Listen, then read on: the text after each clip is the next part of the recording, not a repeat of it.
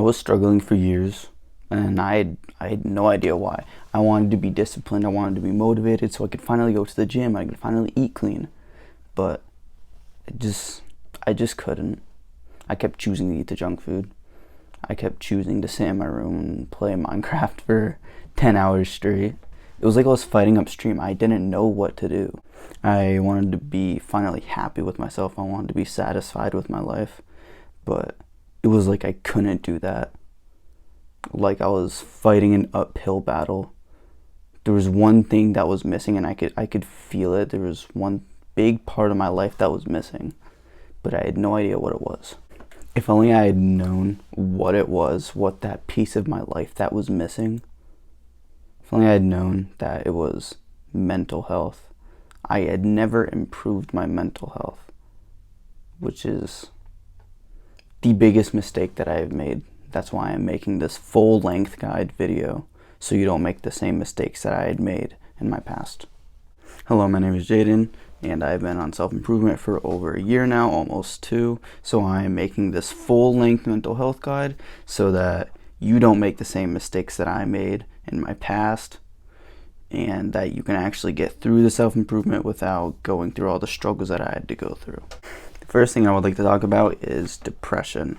So depression is so commonly mistaked and so common amongst everybody around the world right now, specifically in this era, because we are all overindulging in instant gratification activities. And instant gratification activities, if you don't know, they screw up our neural brain receptors. And those activities in specific are the activities that kind of feel good right now, like eating junk food, video games. Yeah, you get the gist. But all those activities, and then we overindulge in them. We keep on doing and doing and doing them. So your brain is overstimulated, and it makes this weird effect on your brain. And afterwards, you kind of feel like shit because your brain isn't producing all those chemicals anymore. So I'm gonna be fully honest. This specific part right here is gonna piss off a lot of fucking feminists and shit. But depression is so misinterpreted nowadays. We believe that it's some incurable disease that strikes down on you. Like, if you have low testosterone, you believe that. Like, shut the fuck up.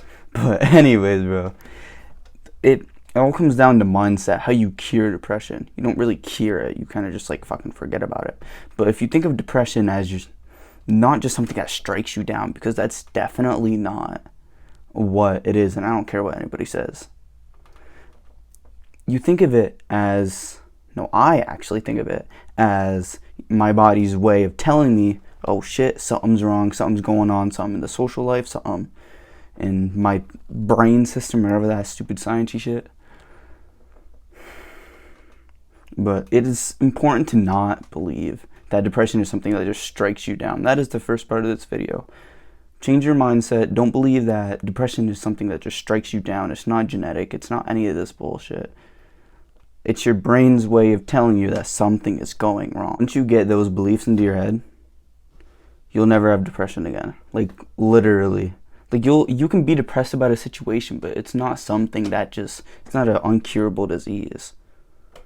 And once you believe all this, your life will just be way better. You'll think of depression kind of as a positive thing. If your body's telling you something is going to be going wrong, then that's positive, obviously, because now you know that you got to change it, you got to do something about it. But when your body's telling you something, you might not know what it's trying to tell you. It's trying to tell you to do something, but you have no idea what to do. So all of these habits, all of these things that I have stated in this video, will be stating throughout the entirety of the video, is what your body and brain is trying to tell you. So by the end of this video, after you have implemented all these for a couple weeks, maybe even a month, it took me personally about a month to get all of this shit down. But all these habits, if you implement them, your body and brain will be cured, and it won't be signaling at you to help anymore, because you've basically cured yourself. The first, oh my god, voice crack, bro. Going through puberty. But the first habit that you should be getting down is gratitude and gratitude journaling. So gratitude, it's pretty simple. I'm pretty sure we all learned it in like kindergarten and shit, but we don't really actually pay attention to it. Gratitude is being appreciative of something or someone. Like, bro, I don't even know, bro. My water bottle. I appreciate my big ass water bottle because now I'm hydrated throughout the whole day. There you go. There's my gratitude for the day, bro. And then gratitude journaling is basically you just journal all of these things down. Like, I appreciate that the sun's out today. I appreciate this light that I have over here that makes my videos look better. And then once you start implementing and just thinking about those and journaling about them throughout the entirety of the day, they kind of just start to pop in your head, and like your brain is just gonna automatically just feel good. Wouldn't you want to just like feel good out of absolute nowhere instead of having to stare at TikTok for 3 hours? I mean, your brain is just gonna be grateful for shit. And the first thing that you can do to actually start implementing about stuff in the video is go text a friend, go text a family member, go text your mom, go text your dad, go text your friend, just somebody that you care about, and tell them how you feel about them. Tell them that you care about them and how you're grateful for them. Now it's gonna be super cringy, but they'll really appreciate it in the long run, and you'll definitely see their feedback, and you'll just automatically have a. Now just imagine if you start implementing this every single day. Oh my god, again, bro. I'm so sorry if I have voice crack. Showed the video like so many times. It keeps happening. I don't even know, bro.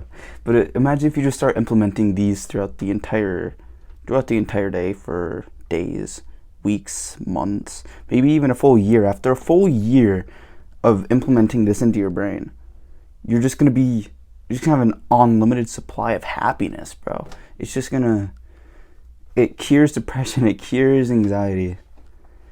It's just what everybody needs, and it's honestly it's my favorite habit to do, because it always, oh my god, bro, because it always makes me feel good about other people and about myself. It makes other people feel good about themselves too. So it's a win-win.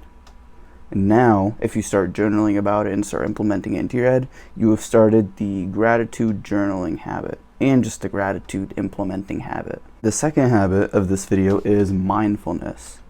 Mindfulness is when you're focused in on something, not like focused, but like you're having a conversation with somebody, and you notice how like sometimes you have zero thoughts, you're just talking, you're just acting, you're just performing, and you have nothing going on in your head, which a lot of people can't get nowadays because we're always overstimulating on TikTok, scroll, video. So that's gonna make our brain constantly think about new thing. But once you practice mindfulness, which I'm going to get into meditating, journaling, and all that stuff, once you start practicing that, your brain is going to be blank more parts of the day. And yeah, you're gonna want to think throughout the day, but having a clear mind and a clear mindset throughout the whole day, not like the whole day, but like during activities, like when you have to get work done, when you're in school, you have to focus. It's a really good, hefty tool. Then the opposite of this would be mindlessness. Mindlessness is the opposite, which I just said. I'm sorry, bro. Which I just said. And it's when your brain is consciously thinking. Right now, my brain is thinking of absolutely nothing. I am just talking. As soon as something pops in my brain, snaps out. That just snapped out. So that's what I like to call a flow state. If you look up a flow state is basically when you are super engaged into an activity or task, and you're like hyper focused, and that actually helps with getting shit done. 10 minutes will feel like 2 hours. No, other way around, bro. 2 hours is gonna feel like 10 minutes doing your work. Doesn't that sound nice? You'd be able to get so much done. So avoid mindlessness. Get onto mindfulness. One reason that everybody nowadays, 95% of the population, is completely mindless throughout the day is because of one simple explanation. And you're on it right now. Phones, social media, video games, porn, all that stuff is on your phone. And when all of that is right in front of you, it's going to be super urgent to just click. Because once something is right in front of you, you just naturally do it more. Once we keep on overindulging in the TikTok and Instagram and Reddit and Twitter over and over and over and over for years. So what this does is implement in our brain to literally train our systems to be able to switch to a new piece of information every half a second, millisecond. Like, even I went through this. I would be on TikTok for like 4 hours, and I know you are too. That's why you're watching this video right now. But it's just like swipe, swipe, swipe, swipe. Watch your friends and watch how fast they give a video, and then just swipe. That is destroying your brain neurons and making you more mindless. All of these social medias, even Snapchat, like the reels and the posts, and Instagram and YouTube shorts, avoid those, please. For God's sake, bro. I don't care how information form they are. But that, because that will make you mindless, and you will lose your mindfulness, which is corrupting this video, this long form video that you're watching right here. It's barely edited. I mean, it's a little bit edited, but I'm not like showing you all this flashes of dopamine everywhere.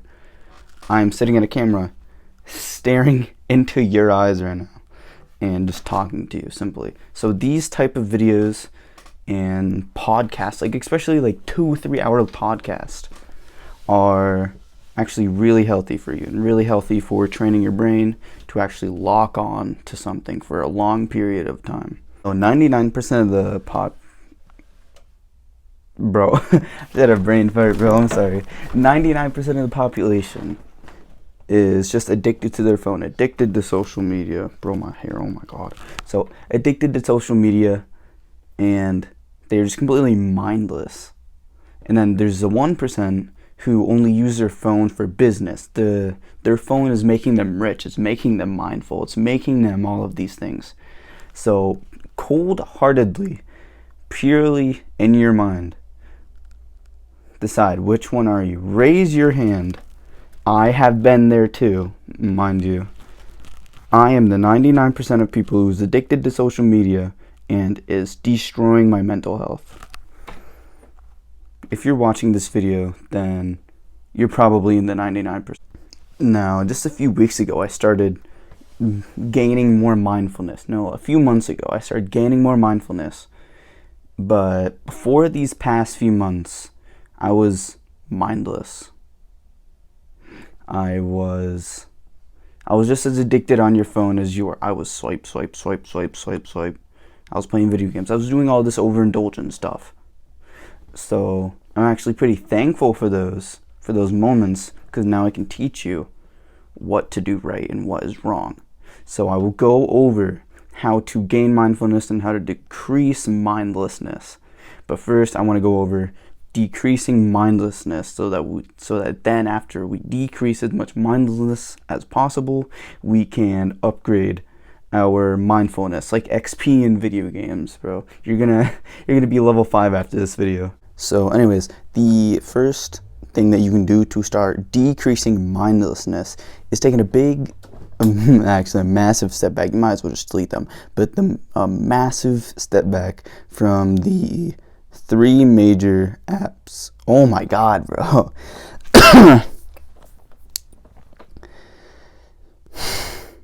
Okay, so taking a big step back from the 3 major apps that are destroying your mindfulness.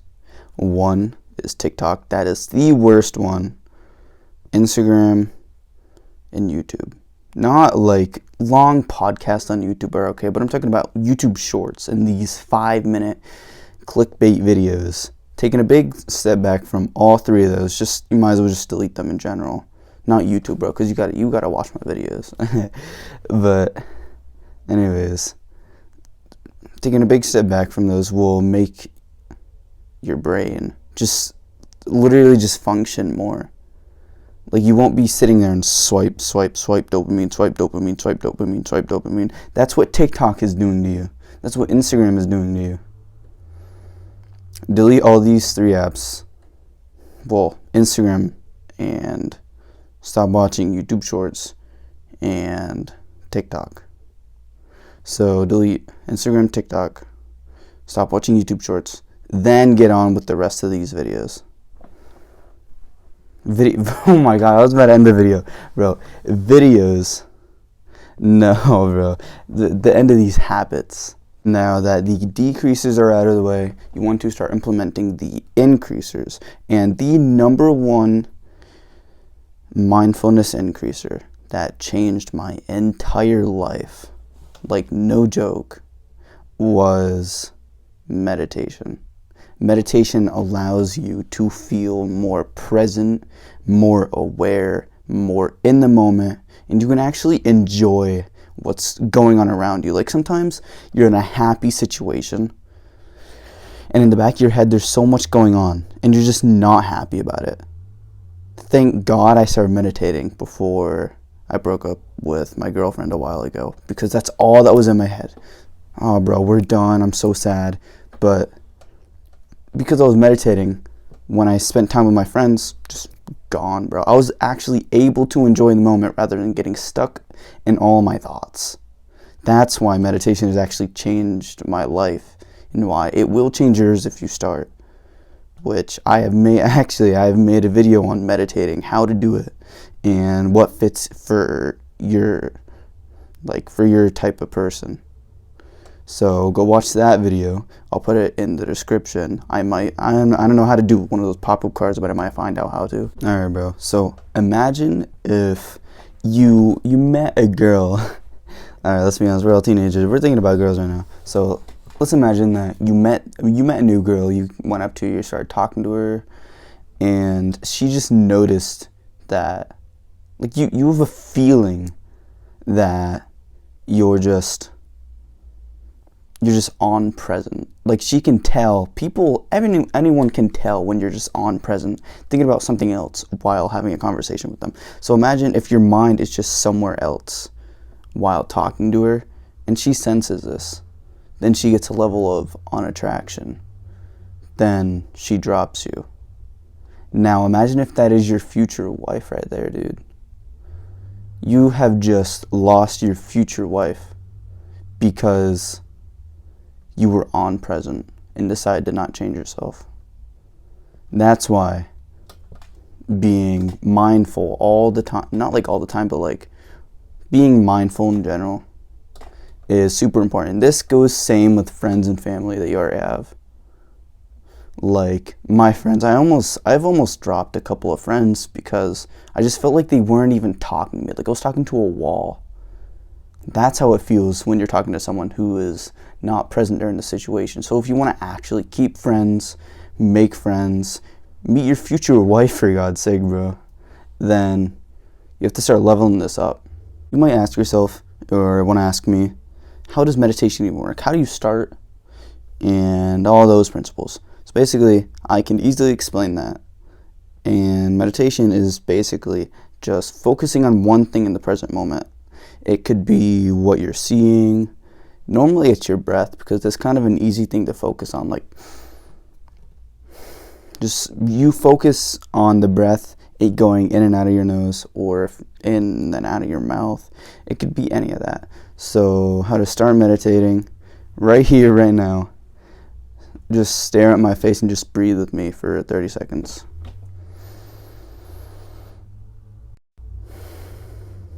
Remember, in through the nose, out through the nose.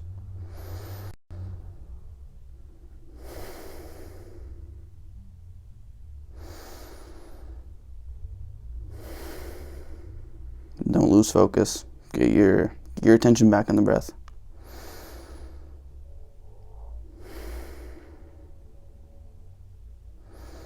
Feel the wind going in through your nose and then back out through your nose.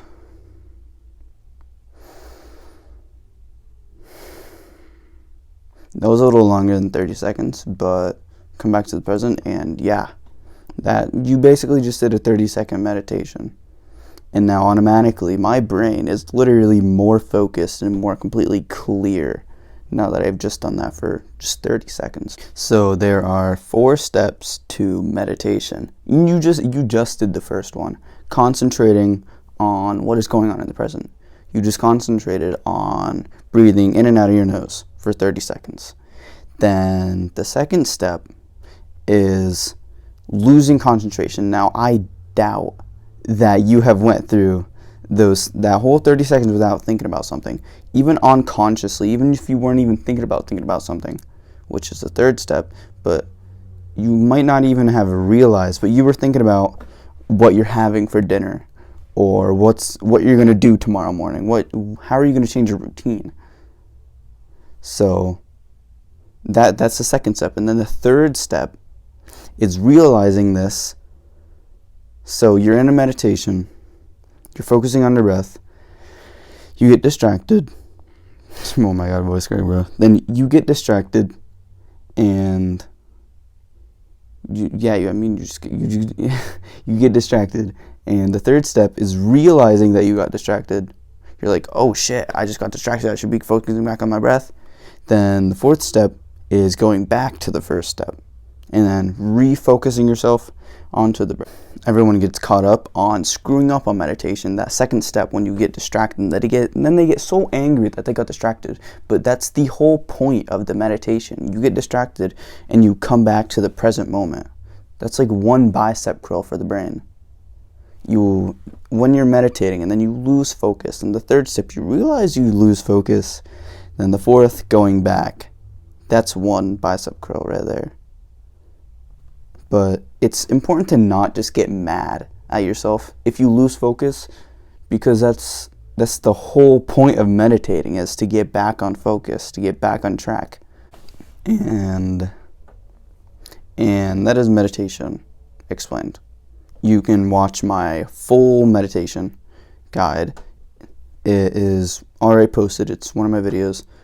Go look at that, and I go through why, how, and like when to do it. I think I don't even remember, bro. But watch that video, and it'll probably go in a little bit more detail than what I did. The next step is to challenge yourself. Now, challenging yourself, when you fully challenge yourself, you get into what's called a flow state, which I had previously just went over. But you get into what's called a flow state, and basically what that does is makes you 100% absolutely completely focused on the task. Your mind is completely blank. Like when I'm talking right now, my mind is absolutely blank. Now, from personal experiences, it's like you completely lose track of time. I've been working on this video for about an hour now. It's a super long video, bro. I've been working on this video for about an hour now, and it's felt like 5 minutes, because I've been in a complete flow state. Nothing's going on in my head, and I've just been completely focused. So it's a really good tool to use, is getting into the flow state, because then you can get work done super efficiently. But it's not only efficient, it's actually better work than you would normally do if you were thinking about all this other stuff in your mind, because you don't have any distractions. You're just in the moment, focused. The only time that you can actually get into a flow state is when you are challenging yourself. This is because when you're challenging yourself, when your brain is like struggling, it's like, come on, let's do it, go. Your brain doesn't have the capacity to be thinking about what you had for lunch earlier, or your fucking ex-girlfriend, bro. In my situation, my fucking ex-girlfriend, bro. My brain doesn't have the capacity to be thinking about that right now, because I'm so focused on this that my brain cannot be bothered by anything else. Making this video is me challenging myself, because I have to get the rest of this entire video done by I have to get it done by 1, and it's like 12:30 right now, so I have to go like really fast. So it's a challenge to me right now to get this video done. That's why I'm so focused and I'm so clear-minded. But this also doesn't just affect the mind, this affects the body too. when you are challenging yourself and you're getting into that flow state, your body, as I'm assuming you're a teenage boy watching this because it's a young man guide, but as a teenager, bro, as a teenage man, you want higher testosterone. So when you're challenging yourself, your body boosts itself of a bunch of more testosterone than it probably needs, so that you can actually do the task at hand easier without, without failing. And our body, if you really want to know why our bodies do that, it's because in our primal days, our bodies used to produce a bunch of testosterone so that we could fight and kill and we could actually survive.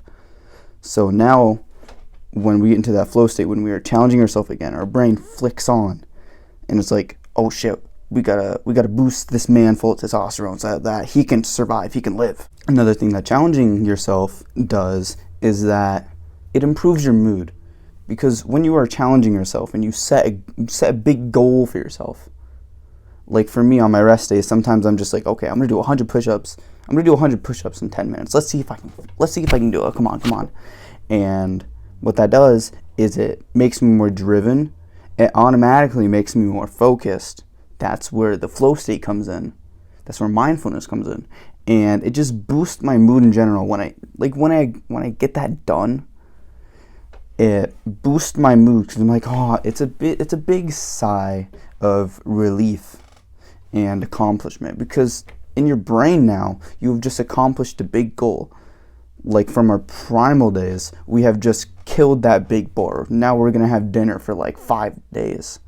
But one thing is that it might be a struggle to set challenges for yourself, because we have been conditioned, we have been brainwashed by the education system and society to wait for an authority figure to give us homework or to give us a challenge at hand. So what you can actually do to reverse this mindset is just start randomly throughout the day setting yourself challenges. I'm gonna do 100 push-ups by the end of this video. I'm gonna do push-ups in the middle of my editing. So there's my challenge. So now set a challenge for yourself. Right now, think about some random challenge. If it's just like do 10 push-ups for every 10 minutes of this video, or it could be really anything, but you have to set something for yourself and keep on randomly setting things. So then remember how I said that gratitude, and once you just start implementing gratitude into your brain will automatically just implement gratitude throughout the day. Same with challenging yourself. When you challenge yourself throughout the day, consciously, your body will your mind will literally just randomly set challenges for itself throughout the day. And then you'll get that boost of drive. You'll get that boost of testosterone. You'll get that boost of serotonin in your brain when you get that done. The next major habit is physical health. And now physical health has a massive influence on your mental health. Once you have a good physical health, you probably have a good mental health. I put physical health so far in the video so that you would start implementing all of these other habits, then starting your physical health. Because everyone makes the mistake of trying to do all these workouts while they have a shitty mental health, so they can't stick with it. If you actually want to make progress in your physical health, then do all of the other steps in the video. Like all of the mental health steps in this video, and you will naturally just have a better physical health. The 3 physical health habits are diet, exercise, and sleep. Those are the 3 physical habits that you absolutely need to learn if you want your physical health to be on top. I like to think of my diet as my fuel system. If my fuel system is McDonald's and donuts, let's say, like so many people have a shit breakfast. That's why they can't focus in school and stuff. So your fuel system, how your body and brain function, the fuel system for your body and brain is what you eat. So if you're eating McDonald's and donuts, your body and your brain is running off McDonald's and donuts. So how do you think you're going to feel? How do you think you're going to perform? Like shit. Just like the golden rule, treat people how you want to be treated, and what you eat is what you are. So what you eat is what you are basically means it's what your body runs off of. It's the macro. It doesn't matter. Alright, bro. Don't listen to all these fitness influencers that say it doesn't matter what you eat, you can still be lean and eat donuts and shit. I mean, that may be absolutely true, but what they don't tell you is how they feel on the inside. They feel like shit doing the workout. They have to pump themselves full of fucking testosterone, and they have to pump themselves full of fucking steroids just to get their workout done because they feel like absolute shit. But no, you can eat whatever you want and you're just gonna feel like shit all the fucking time. You may not have realized this, or maybe you have. Maybe you've learned this in biology or something. But when you're eating trans fat, too much like bad cholesterol, when you're eating all this refined sugar like fucking donuts and shit, like fucking, bro, Dunkin' Donuts coffees, they're so bad. The like 50 grams of added sugar, all this refined sugar. When you're eating this, it's way fucking worse than you've ever thought. It literally screws up your microbiome. There was a study on Native people when they were given the Western diet of like McDonald's, cereal, donuts, and coffees and all this shit. The natives who were out hunting and shit like cavemen, do you want to know what actually fucking happened to them? They were dumber. They had a lower IQ. They couldn't perform as well. They couldn't hunt as well.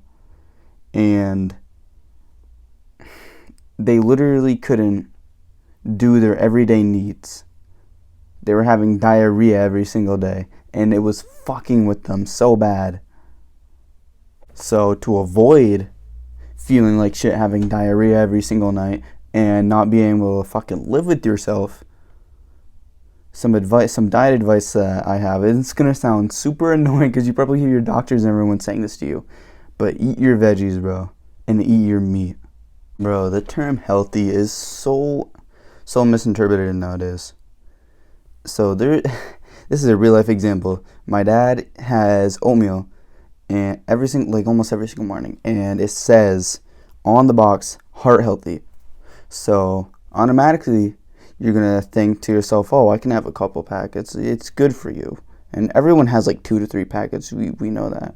But that's not the point right now. The point is, you won't be able to guess how much added sugar is in that. It's stupidly funny. If you're having like 2-3 packets every single day, guess how much added sugar is in one? 5 maybe. That's not bad. 8 max, because that would be like a little bad. 15 grams added sugar per packet, and if he's having 2-3, that's a whole daily limit. So it says heart healthy, except he's probably gonna have a fucking heart attack while eating. One thing you can start doing to eat healthier is to start eating one ingredient meals, like potatoes. Have you tried to look at the back of a potato bag and see the ingredients? There are none, because all the ingredients are literally just potato.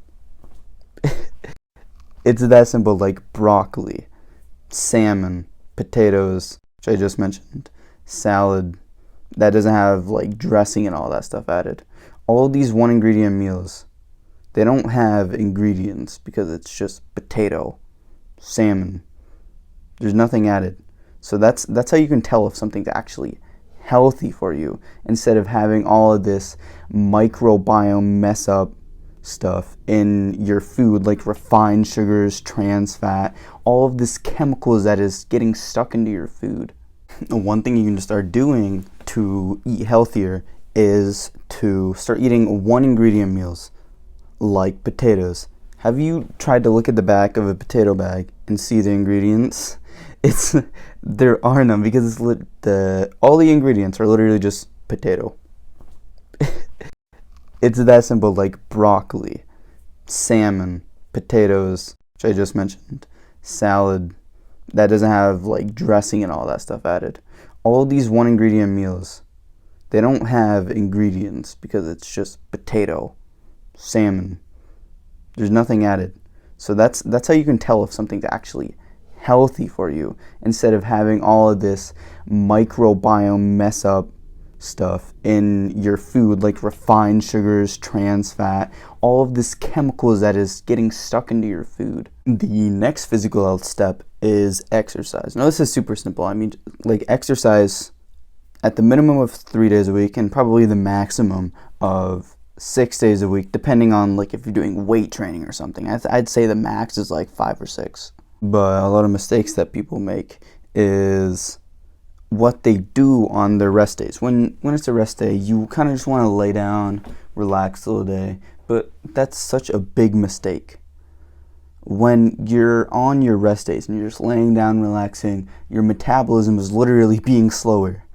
You're unable to build as much muscle, which is what the rest days are for. It's what sleeping is for. So if you are just laying around the whole entire rest day, you're not doing anything, your metabolism is going to be slower. You're going to gain fat. You're not going to be able to gain as much muscle on those rest days.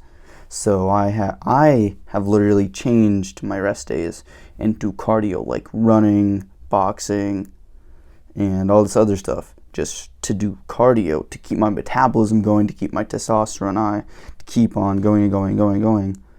And that actually made a massive difference on my performance and my muscle gain. The next physical health habit to get down is sleep. Now, as a teenager, because I know you're a teenage man watching this right now, as a teenage man, you should be getting so much more sleep than your average 6 to 8 hours everyone's been telling you. You need to be getting around from 9 to, not even joking you, 12 hours of sleep per night. Especially if you're doing all this physical stuff and you're being active and you're doing all this self-improvement habits, then you need more sleep to recharge all the energy for the next day. Now, one reason all these teenagers are so sleep deprived is because of the education system. The education system is literally fucking you over when it comes to sleep. I mean, I have to get on the bus at exactly 6:45 every single morning. That's when I should be waking up. That is stupid early.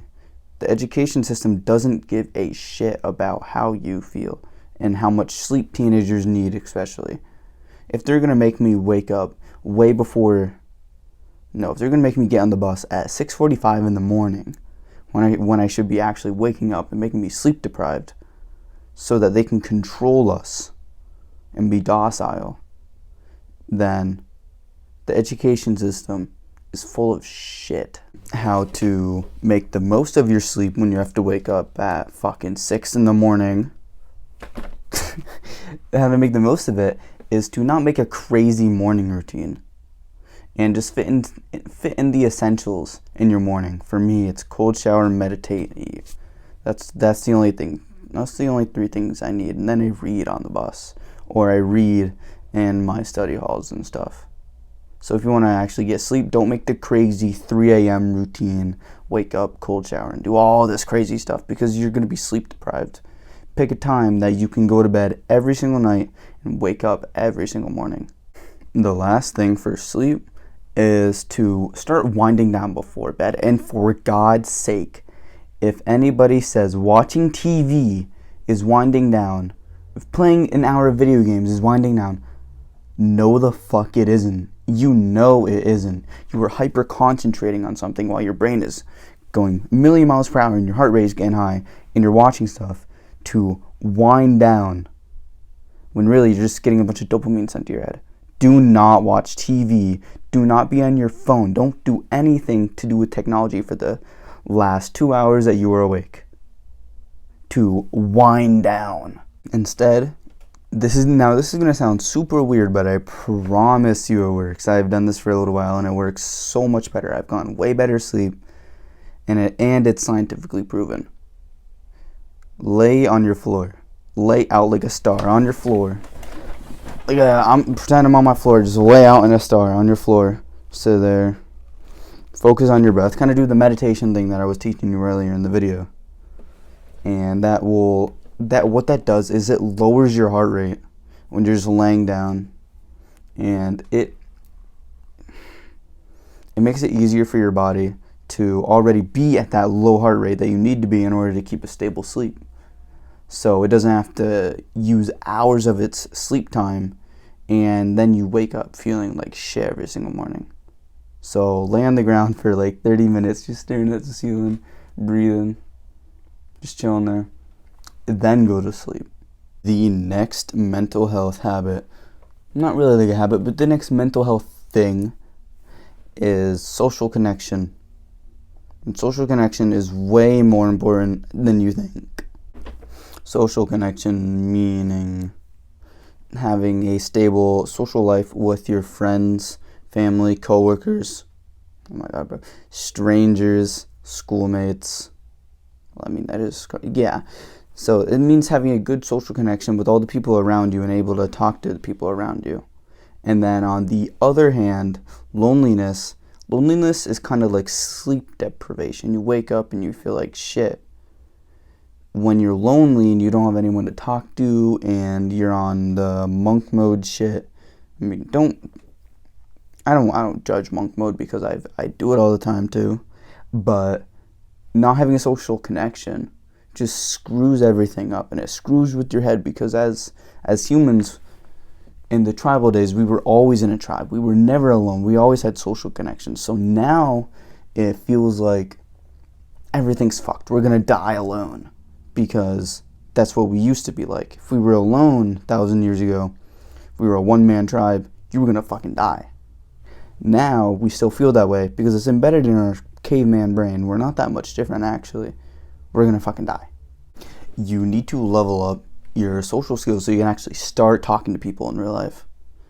Kind of like a video game. So, XP, you need to get experience. It's just XP, but in video games.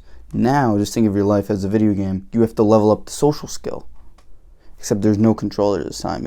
You're in VR now, and you actually have to level up your social skills. There's a lot of ways you can do this. How to level up and actually get more experience in social skills is kind of like the video.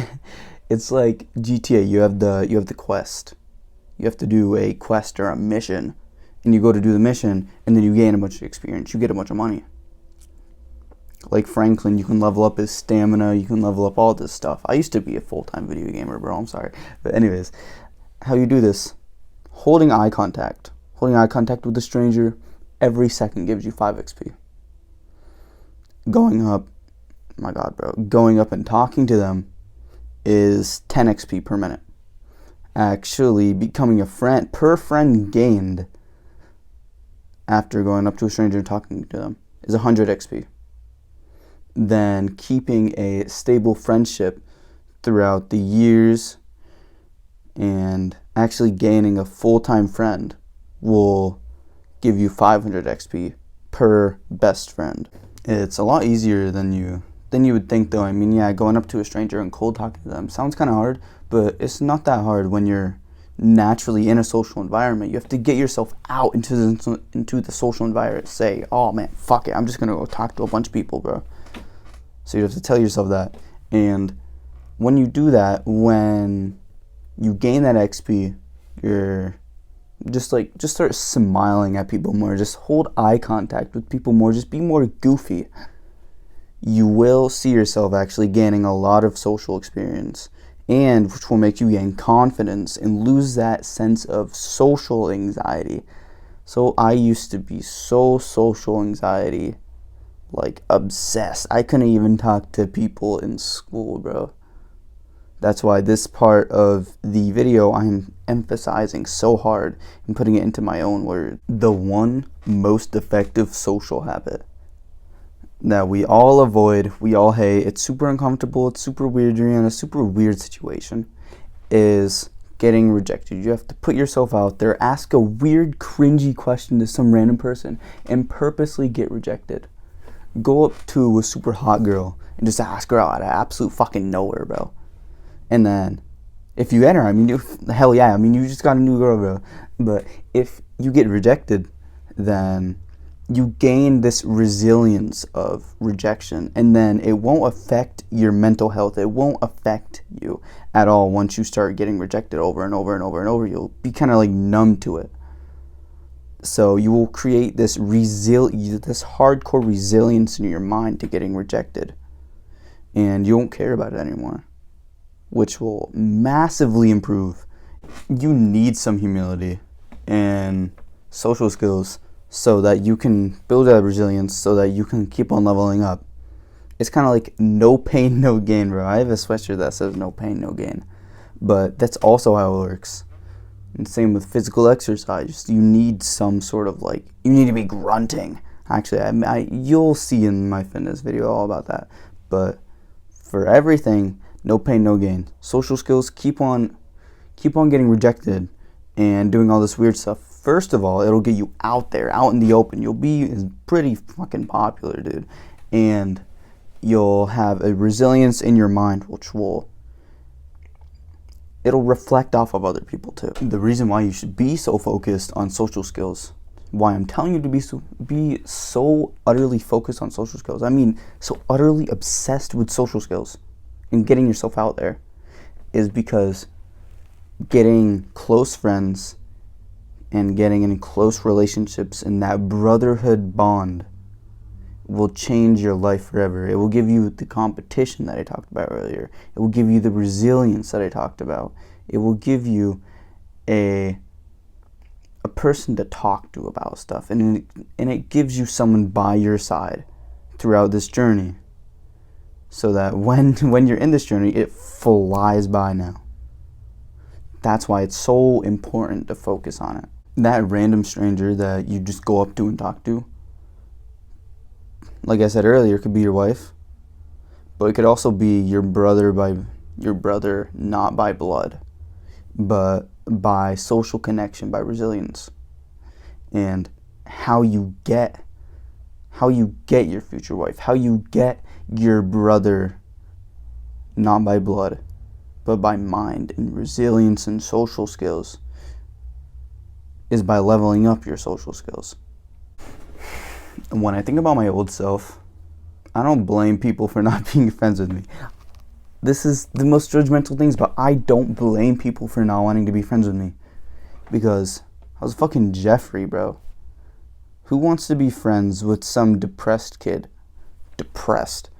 Who sat around, watched Netflix all day, wasn't motivational, didn't push you to do things, and just talked bad all the time? Or would you want to be friends with the man who is disciplined? He's hardworking. He's motivational. He helps you get through tough times. He pushes you to do things. The second guy, of course. You wouldn't want to pick the old Jeffrey me, bro. Who wants to be with old me, bro? Just think about that. Think about who people want to be friends with. You have to be a likable person. You have to have the other person like you to keep that stable relationship and friendship. The next, truly almost most important part of this video is spending time in nature, sunlight, and adventure. Imagine our ancestors thousands of years ago, butt naked, walking around. I keep imagining ancestors, bro. It's funny. Thousands of years ago, our ancestors were butt naked, walking around, adventuring, exploring what I had mentioned. Imagine how good their mental health is. Imagine how driven they are. There's actually a study that shows when you get sunlight directly on your balls, your testosterone skyrockets, like doubles. It's so important to get sunlight. And if you get it on your balls, then you'll get that benefit. I might actually try that, bro. Then adventuring. Adventuring is super valuable, almost just as valuable as getting sunlight. I like to imagine adventuring in my hometown as the GTA map. You know, bro, video games, and you know the GTA map when you walk around. Pretty sure it's just in story mode, but when you walk around, the map is all gray, and then the more you explore the little parts and go around, it becomes visible. So I like to think of it as our brain's map around of our hometown starts to become visible, And we automatically, as humans, have this urge to go see that street that we've never been on before. There might be a cool ass house over there, bro. There might be a mega mansion over there. You never know, because our brains are so curious to see what's in the back of my woods, bro. I have no idea. So adventuring will enable that part in your brain to actually go and see that, because it is a primal instinct from thousands of years ago. Like I just mentioned, we used to adventure out and see as much as we possibly could. We're supposed to be in awe of nature. We are supposed to be out adventuring nature and adventuring the places that we haven't been, adventuring the streets that we haven't been on. Because when you do this, you get this feeling of awe. Like, I finally saw what it is. That's pretty cool. Go explore a new street. When you unlock a new part of your mind map that is in your street, it's like you unlock a new part of your mind. What if... It's kind of hard to explain, but when you go explore that, you unlock a new piece. You unlock a new piece of the map, which unlocks a new piece in your mind. Because now you've seen that cool house now. You want to tell people about that cool house that you just found, or that cool weird looking leaf that you just had found. When was the last time you climbed a tree? Bro, I have found the cure for depression. You can't be depressed when you're 30 feet high in a tree. When you're climbing a tree, I think it's impossible to be depressed, bro. Nothing's going through your head when you're being so primal that you're just climbing a tree. It's so fun. You can't be depressed when you're climbing a tree, bro. Go climb a tree, bro. Fuck the video, bro. Pause the damn video. Go climb a tree, bro. It's so fun, and it unlocks stuff in your head, and you'll see what I mean. Go climb. Pause the fucking video, bro. Go climb a tree. Also, an easy way to start exercising more. I mean, now that you've just climbed the tree, come back into the focus of the video. But an easy way that you can get more cardio in is by going out and adventuring, but jog while you do it. You're not going to be thinking about the jog while you're jogging to adventure out. Think about adventuring out, but your legs are your vehicle. This will make it way easier to actually go out and adventure and lose calories. You might not be able to lose as much calories as if you're like focusing on jogging, like you're hardcore running, but it'll make it so much easier, and it'll be way more fun when you're just exploring around in the middle of the woods jogging. I mean, how cool does that sound, bro? Finally, after a long video, the last step is kindness. Being kind to others, being generous to others, being a kind-hearted, soulful person. Being kind to people gives your brain a fulfillment. It feels like you have accomplished something. You are giving your gift out to other people. You are giving your time, energy, focus, money to other people, which makes us feel so good about ourselves, and it's making the other person feel good about them. Just like generosity. I mean, generosity is kindness. Just like I had just mentioned kindness and generosity. I just mentioned that, bro. Kindness, bro. It is scientifically proven that people feel better about buying their friend a gift rather than getting themselves a coffee from like Dunkin' Donuts or something. It's scientifically proven that we enjoy giving and being generous and being kind to people rather than them being kind for us or us being kind to ourselves. It also makes them feel really good about themselves because you're showing your kindness, you're showing you're thoughtful of them, and you're giving your full gift and presence to them. That is the video. Dude, this has got to be my longest video, bro. But anyways, everything that I have been through in mental health wise, I have explained, visualized, and demonstrated for you. So I have given you my full gift of teaching you what I did wrong, how to stop it, what to do throughout your journey. Try your honest hardest, like your true hardest you possibly can, past your limits, bro, on the mental health guide in this video. Thank you for watching my full mental health guide and actually sticking with me throughout the whole video, because it's a super long, boring video, bro. I tried to make it fun, but yeah. Thank you for watching this super long video. I hope you have a good journey. Goodbye.